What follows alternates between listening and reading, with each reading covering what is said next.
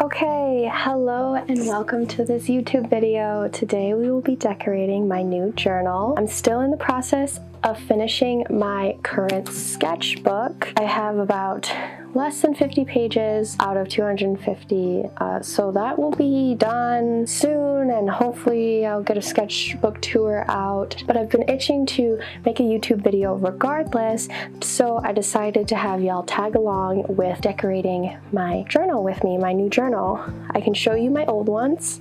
So this is what I've been working with so far. They're all softcover moleskins.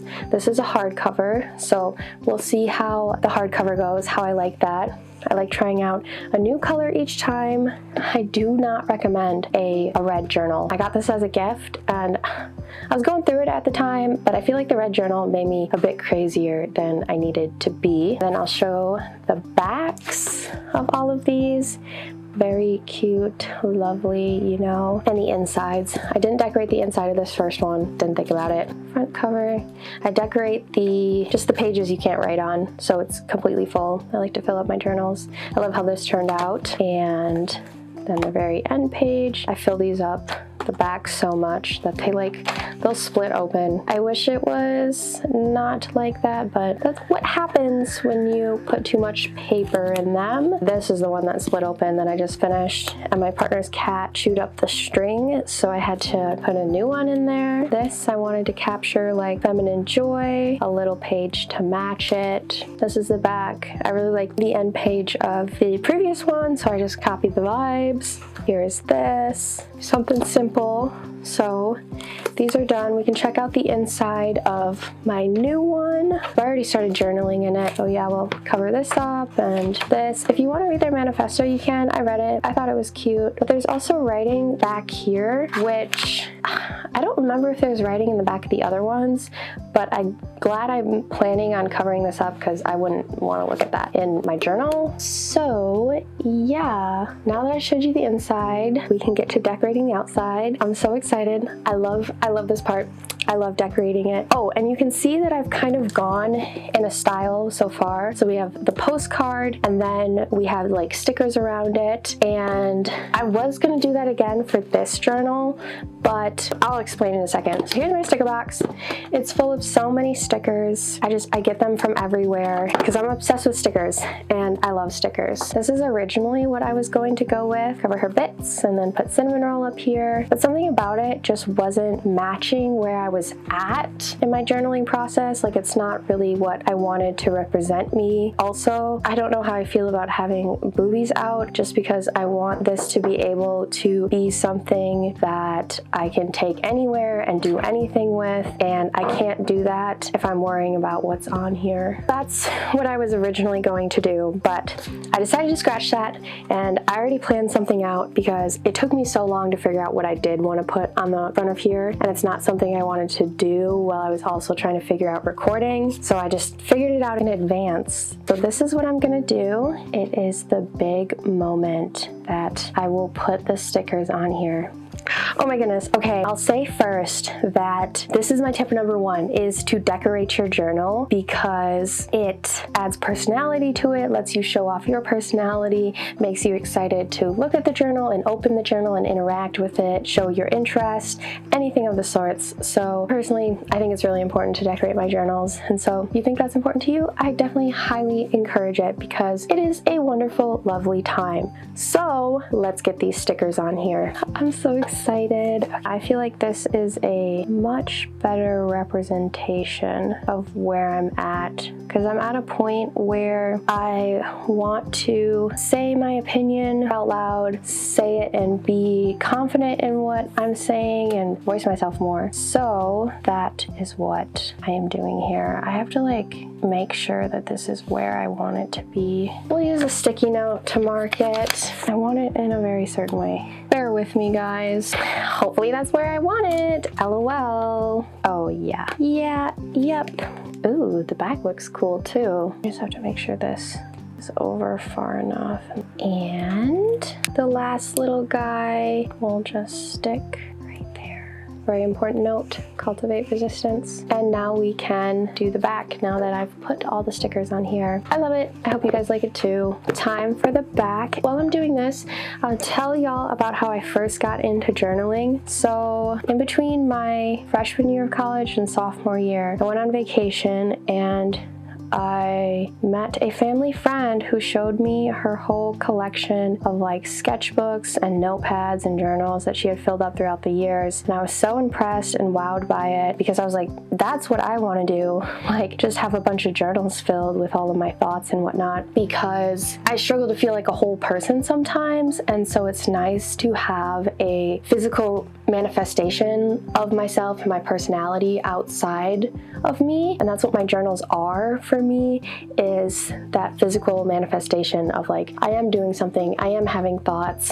and I'm not just like going through life not knowing what's going on. So yeah, ever since then I saw all of her stuff and I was like, okay, this is my sign to do this and to start journaling. And I did, and it's been really lovely to be able to have this as a practice that I do consistently, and I've definitely grown to like it more and more with each journal that I complete. And I love art, I love creating, I love putting stickers on stuff, and collages. Oh my god, I love collages. So there's something so satisfying about putting all of these stickers on my journal and decorating it and making it something that I enjoy looking at so that I can feel more confident in what else I'm going to put in there. Back with this one's also cool, so I guess they're all like that. And boop. Okay, and now we just have the last little guy, and just in case you guys can't read them, I'll read them all out once this one is on. You just gotta stick him right here. And so it says, unity is rebellion, more platonic love, trans bodies are beautiful, there are no ethical billionaires. Because yeah, I feel like this is more representational of where I'm at, like I mentioned earlier. I also have these little things. I got them either in Berlin or Venice or something, and they go on here. I put this one on my old one to see if they actually work on my old journal, and this one fell off, and I was like, oh my god, like I didn't want these to fall off, what the heck. But I think that's just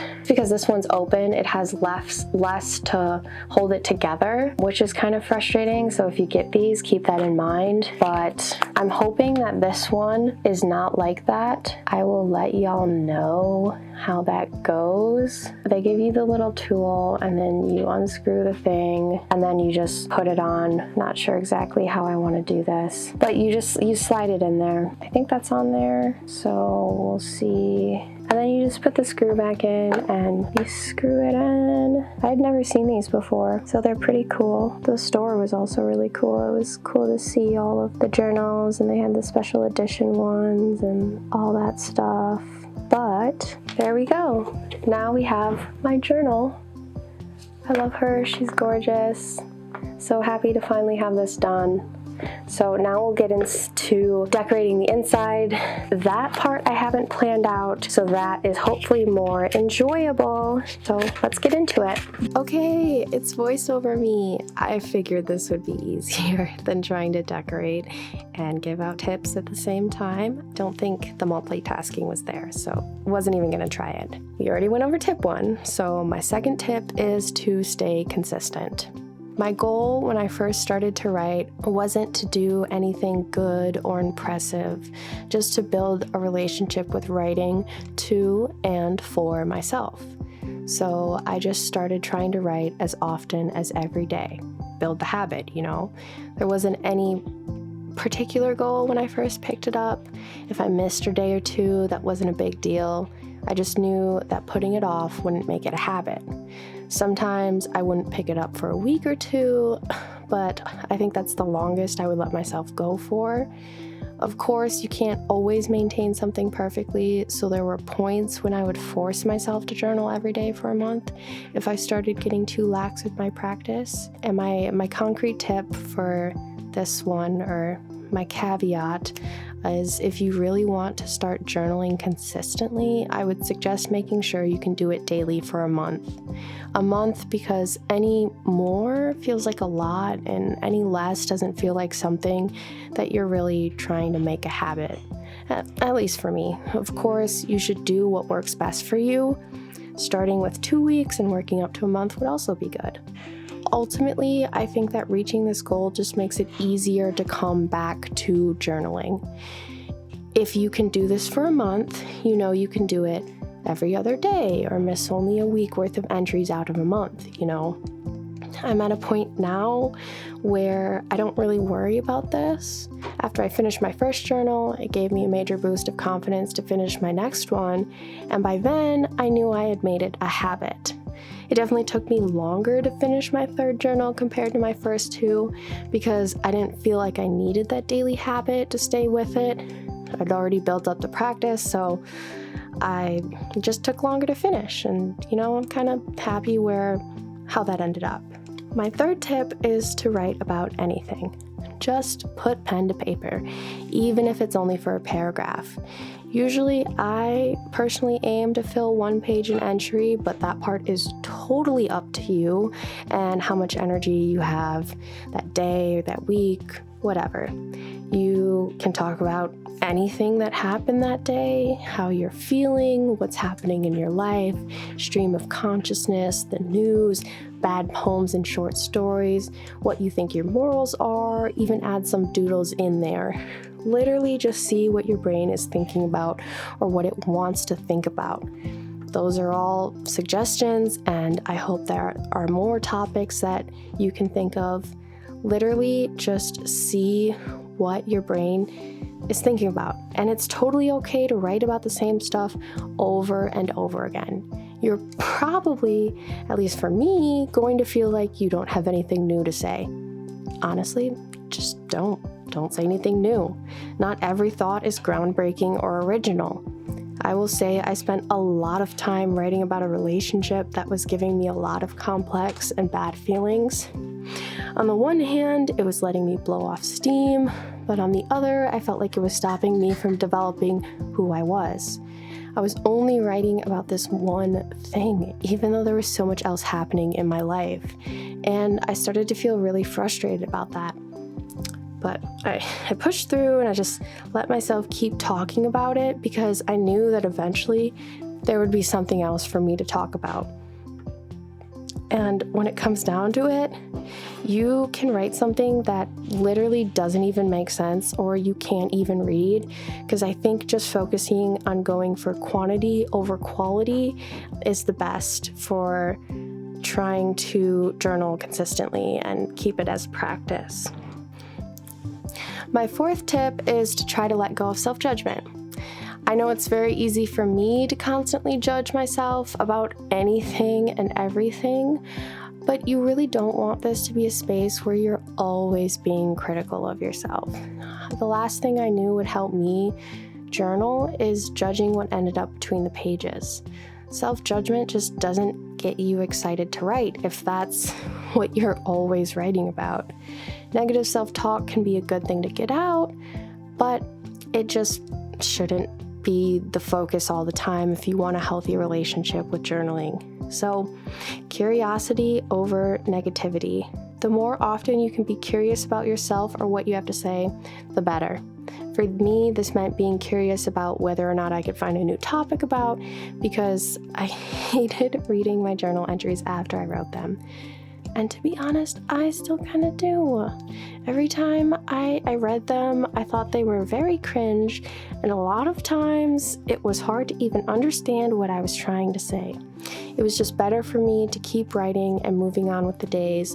Otherwise, I would get caught up in feeling like I was lacking progress.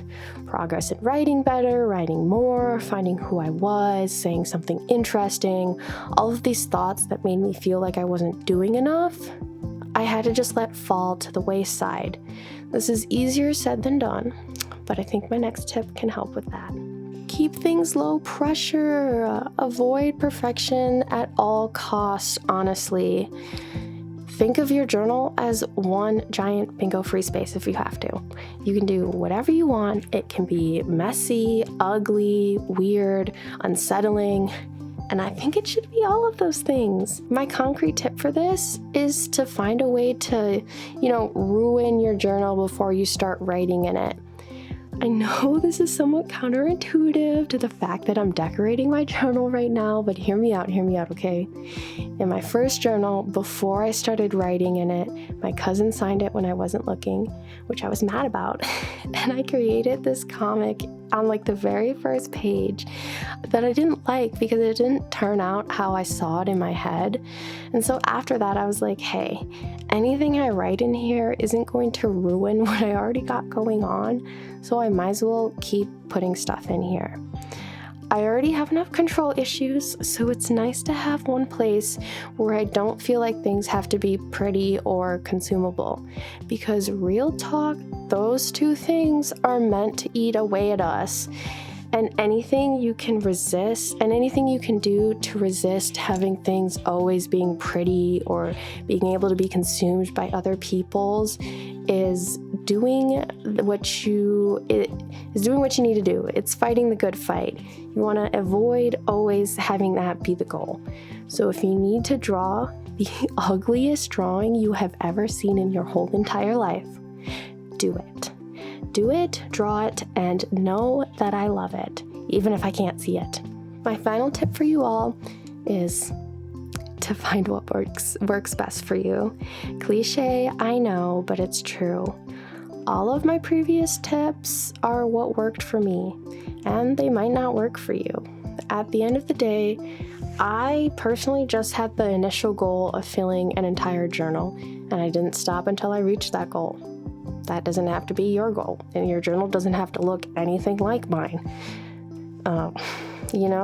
Everyone's all different. I think they should all look kind of different and all serve different functions. So, for example, I like to keep one journal and one sketchbook at a time, but my partner likes to keep multiple journals that all serve a different function, and they aren't afraid to have more than one sketchbook going. There are also plenty of writing prompts you can find if you need inspiration. Personally, I found that I don't really like using them, so just whatever works for you.